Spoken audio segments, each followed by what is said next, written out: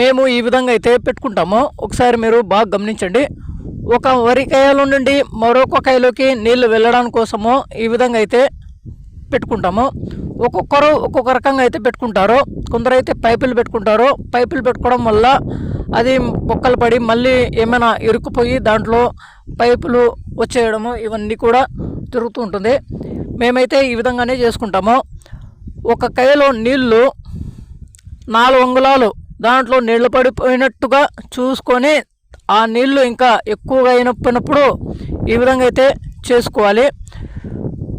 చూడండి, కింద పట్ట పెట్టేసి రాయి దానికి సమానంగా పెట్టేసి పక్కన ఒక చిన్న రాయి ఇటు సైడు అటు సైడు 2 పక్కల ఒక్కొక్క రాయి పెట్టేసి ఈ విధంగా అయితే పెట్టుకోవాలి. అప్పుడే గట్టిగా అయితే ఉంటుంది.